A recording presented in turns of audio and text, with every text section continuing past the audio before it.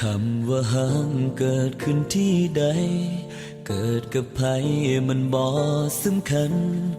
มันจะอยู่ตรงนั้นบ่หายตามกาลเวลาว่าสิผ่านมาดนปานใดในหัวใจบ่เคยร่างรายังจดจำทุกถ้อยวาจาที่เฮาเว้าต่อกันเมื่อสวรรค์แยกกายเฮาสองจากคู่ครองเป็นคนอื่นไกลเหลือแต่คำสัญญาใช่ไหมที่ยังคงอยู่แม้นว่าเจ้าสิเกิดเป็นยังบ่เคยคิดสั่งย้อนหาคนหูสิเคียงข้างให้ได้หูหัวใจยังคง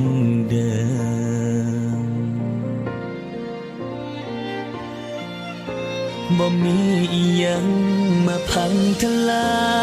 ยความมั่งเอาสองลงได้แม่นดินสลายยังมั่นคงคือจังตอนเริ่มฮักที่แลกด้วยแหกกดฟ้าถึงมีน้ำตาเข้ามาแต่งเติม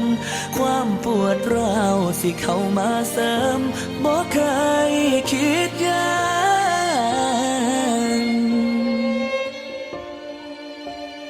ในวันนี้เฮาเจอกันแล้วยังบอกแล้วจำต้องจากลาคนที่เฮาตามหาเป็นยังคือบ่สมใจให้คงท่าอีกกี่พันปีให้อยู่ตรงนี้อีกนานเท่าไรขอเพียงแค่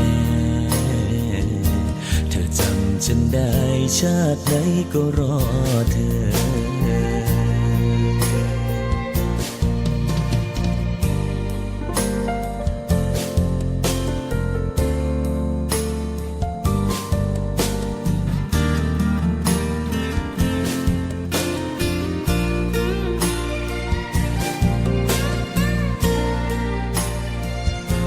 บ่มีอีหยังมาพังทลายความมั่งเอาสองลงได้แม่นดินสลายยังมั่นคงคือจังตอนเริ่มฮักที่แลกด้วยแหกกดฟ้าถึงมีน้ำตาเข้ามาแต่งเติมความปวดร้าวสิเข้ามาเสริมบ่เคยคิดยาก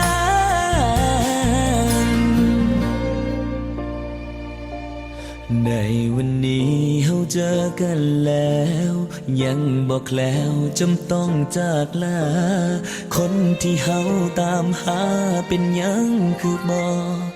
สมใจให้คงท่าอีกกี่พันปีให้อยู่ตรงนี้อีกนานเท่าไรขอเพียงแค่